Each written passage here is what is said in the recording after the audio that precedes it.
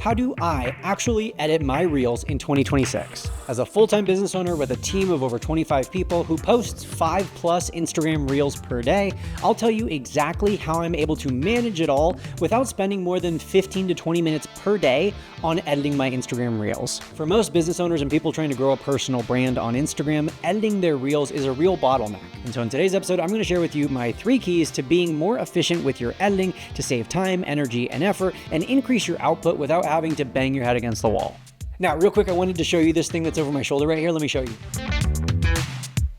This is my live real-time follower tracker. I am on the road to 1 million followers on Instagram, and I have the lofty goal of hitting it this year. I'm currently, at the time of recording this, at 907,072. So if you want to help this tracker go up, just make sure that you're following me on Instagram. My Instagram username is Brock11Johnson, and I'm always surprised how many people follow me on Instagram but don't listen to my podcast, or they watch these YouTube videos every week but they don't follow me on Instagram. So just do me a favor real quick and just double check that you are following me on Instagram. And anyways, I appreciate you, and we'll get back to the episode.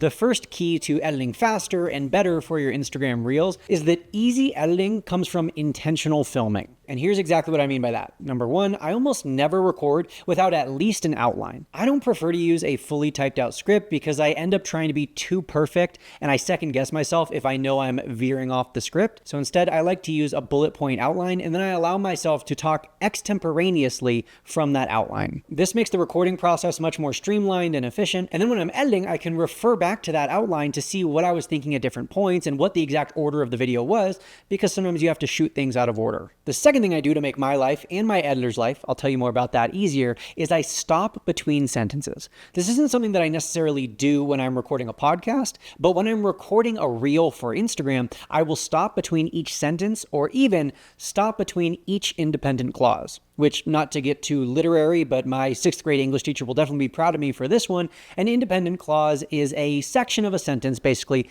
that can stand on its own. Like if you were to put a period at the end of that phrase, it could be its own sentence. Oh, and if I ever mess up mid-sentence, I can then just go back to the beginning of that sentence and say it again. And I know that if I make it to the end of that sentence without a mistake, that was a good take and I can move on. If I have some sort of mistake or or pause, or I just don't like the way I said something, I can just go back to the beginning of that one individual sentence rather than having to go back multiple sentences. Tip number 3 for this intentional filming thing is to pause, make eye contact with the camera, and maybe even smile between each take, and smile at the end of each take. Even if it's just for half a second, it will make your editing life so much easier, and you'll avoid those awkward clips where you're having to start mid-word, or you're having to cut off part of the word that you were saying before because you didn't pause for long enough. So just make sure that you hold eye contact with the camera before you start your sentence and after that last word of your sentence, and just sit with it for a second.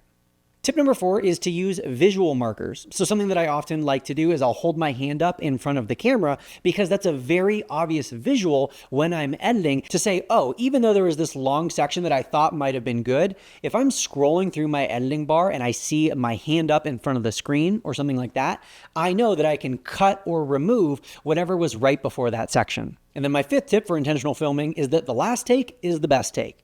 Now, I know this isn't necessarily how they do things in Hollywood. I know that in Hollywood, they'll do 7 or 8 different best takes, and then the professional editor who's getting paid hundreds of thousands of dollars, I think that's how much they make, can decide which take is best, or the director or whoever decides that, I don't know, can decide which take is best. But come on, let's be real. We're making reels for Instagram. Let's be real. Pun not intended, but pun very much funny. What I'm saying is, when you say the good take, stop right there. Don't second guess yourself and be like, oh, could I say that better? Could I say that more concise? Could I say that again with different emphasis? Once you say it good enough is good enough, and stop right there and move on to the next sentence or the next phrase or the next clip. Because if you don't do this, what can end up happening is that you have a good take and then you want to get a better take. So you do 3 or 4 more versions of the sentence, but you don't quite say it right. And then you eventually go, that good take from a few minutes ago, that was good enough. We'll stick with that. But then when you're in editing, you have to find that from the pile instead of being able to just scroll right to the end of your clip and know that the last take was the best take. Now that we've talked about intentional filming, let's talk about my actual editing stack and what different editing apps I use. Number one, the app that I use most often is CapCut Desktop. Now, CapCut has a mobile app as well, and that's actually one of the things that I really like, is that I can start something on my phone and then switch over to my laptop and continue editing it as long as I'm logged into the same account. I also really like the advanced features that CapCut has. It's rare. I would say it's almost never happened where I've wanted to do something or wanted to achieve some sort of effect and haven't found it possible with CapCut. Now, I do have the CapCut Premium subscription, so I do pay for that, but that, in my opinion, is a very wise business expense. And I use the CapCut Desktop app for one of three different kinds of edits. Number one is what I will call a medium edit. This is an Instagram reel where it would take more time to upload the files, write out instructions, send it to a professional editor, wait for them to edit it and get it back, than it would for me to just edit it myself. This is an edit that's only going to take, I would say, 5 to 30 minutes at most. The second kind of edit that I use the CapCut Desktop app for is complex edits that don't take very long. This is something that would be like, for example, a 7-second reel, something that it would be silly to send off to an editor and write instructions for, but it requires an edit that isn't really possible on the Edits app or in Instagram. So I need an app with a little bit more features, and that's where CapCut Desktop comes in. And then the third kind of edit that I do on the CapCut Desktop app is long or complex edits that I need ASAP. I don't have time to send it off to an editor. I don't have time to wait for someone else to make it for me. I need this done within the next few minutes because maybe it's Instagram breaking news or something that just really needs to be covered today. And so I will edit that myself when need be. Back in 2016, when I started my first real online business, I remember that my head was filled with so many what ifs. What if no one buys this? What if I'm an imposter? What if there's no market? What if I can't sell? What if this is all just a big waste of time and I'm just banging my head against the wall? But what I wish someone told me back then is just like you can imagine all the negative what ifs, there are just as many, if not more, positive what ifs. What if this works out? What if this is my breakthrough? What if this is what sets me financially free? And thanks to one of today's sponsors, Shopify, it's easier than ever to turn those positive what ifs into reality. Shopify is the e-commerce platform behind millions of businesses around the world, and it now represents about 10% of the entire e-commerce market in the US. From some of the most famous and well-known brands in the world, like Gymshark, to solopreneurs, Shopify has you covered. Shopify helps you get the word out about your e-commerce business as if you had an entire marketing team behind you. It easily helps you create email and social campaigns so that you can attract customers wherever they're scrolling. And if you ever get stuck, Shopify has 24/7 round-the-clock award-winning customer support. That way, you can tackle the important tasks from inventory to payments to analytics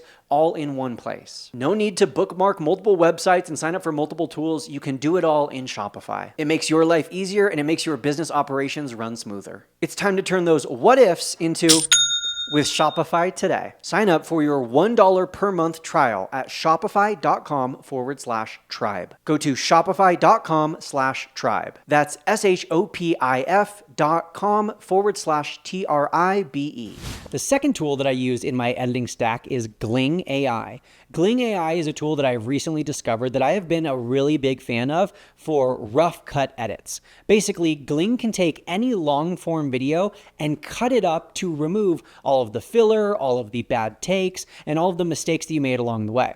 So this can take literally a 20-minute long file and cut it down to the 11 minutes of usable footage for a YouTube video, but this can also be used for your Instagram Reels. If you were to, let's say, film 17 different clips for your Instagram Reel, and each clip was like 10 to 15 seconds, you could put all of those into Gling, and then it will do the rough edit. It will do the work of removing all the fillers, removing all of the bad takes, and it could even add closed captions and zooms if you wanted to. It could add all of those extra effects. However, I like to use it for just the rough edit, like that first step in the process that oftentimes is very tedious, takes a lot of time, and it doesn't really require any creativity or taste or personality. And then you can bring in your creativity, taste, and personality for the final edit where you're maybe adding sound effects and adding closed captions and adding any sort of visuals on the screen that you might feel to be helpful. But I do want to be clear that Gling is different than some of these other AI tools that just take YouTube videos and then pull out clips of them for Instagram Reels. This is different. This is literally taking your raw footage and turning it into an actual usable output. It's not necessarily making a judgment call as to like what sections are the best. It's just saying, hey, if this was the best take out of these three, we'll remove the first two and then we'll keep the third. And like I mentioned, Gling can do short form content like Reels or long form content like YouTube videos. In fact, the YouTube video that you are watching right now was rough cut by Gling. And then my professional editor went in and did all the final splicing, the motion graphics, and all of those sorts of things. Shout out Kylie. The third editing app that I use in my process is the Edits app right on my phone. Now, I want to quickly dispel a myth. You will not get preferential treatment for using the Edits app, nor will you get diminished views on your Reels for using CapCut or any other editing app. It does not matter where you edit your Reels. But I do like to use the Edits app if I'm doing like a quick edit or something that I need to do while I'm on the go, while I'm out and about, because I love the mobile aspect of the Edits app. And I specifically use the Edits app if it's a trend that has to use Instagram specific audio, because then I can import the saved audio right from Instagram and I can edit to the beat and I can do all of those sorts of things that I really couldn't do on any other editing app, at least not easily. And then I can post it right from Edits onto Instagram. And then fourth, last but definitely not least, I do have professional editors who do work on the team. One of them is Kylie, who I mentioned earlier. Hi, Kylie. He's the one who edits these YouTube videos, so shout out to him. And then the other one is Hannah, who has been editing my content on Instagram, my Reels specifically, for the last 3 or 4 years. And I mainly use Hannah for editing my Reels when it's something that's really long and complex, when it's something that I don't need in a quick turnaround, like I need it within a week or two, which is still pretty quick, but it's something that I don't need to edit it myself. I don't need to post it like this hour. I can wait and let someone else do it for me.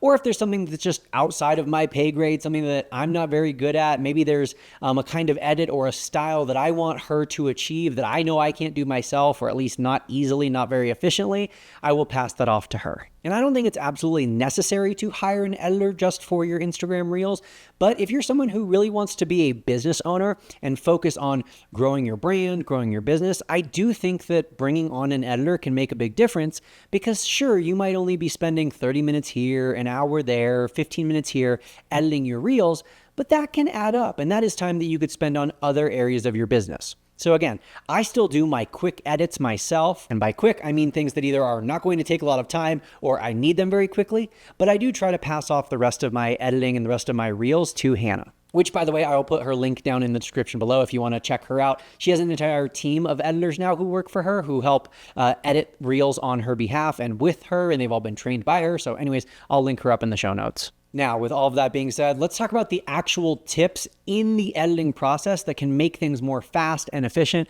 And these are tricks that I've picked up over the last really 15 plus years, because I don't talk about this all the time, but I actually took 3 years of video production in high school and I minored in film studies in college. So this was kind of my thing. This was my jam before I ever knew that I would go into content creation. And I should say, with that being said, I'm not claiming I'm an expert. I'm not claiming that I am like a professional editor or anything like that, but I have picked up a few tricks and tips that might make things more efficient. Tip number 1 is edit on your desktop. I know that I already talked about CapCut desktop, but editing on your computer is so much faster than editing on your phone, and most apps have additional features or capabilities on your computer, on your laptop, on your desktop than they do on just the mobile app. Tip number 2 is to edit based off the audio, not based off the video.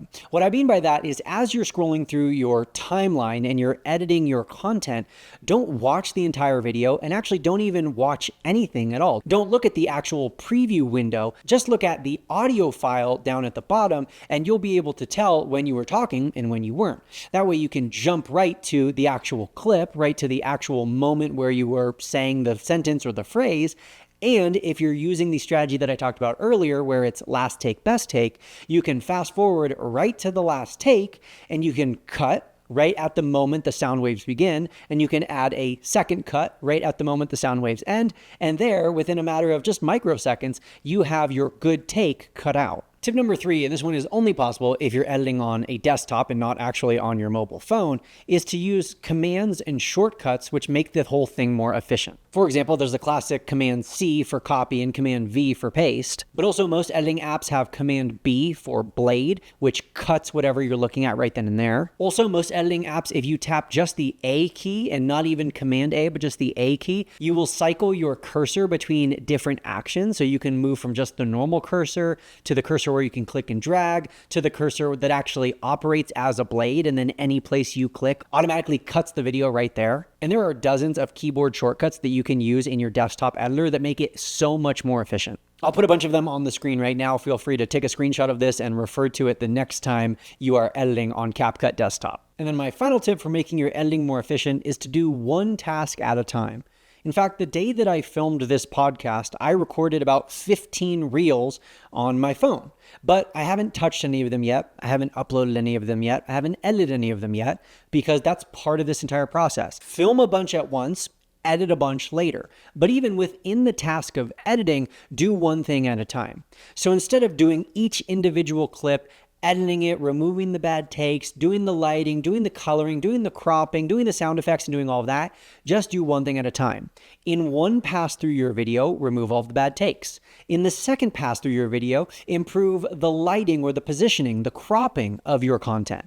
Then in another take, maybe you're going to do the filtering of the video to make sure that the colors look correct. Then in another take, you're going to go through and make sure that all of the audio sounds good and all of the audios are leveled, so it's not one clip super loud and one clip super quiet. Then the second to last thing I do is I add the closed captions and I make sure that those look how I want. And then the very final touch that I do is sound effects or video effects or any sort of like filters, or like, and I'm saying like body filters or face filters, like the funny filters or anything like that I want to add onto the screen.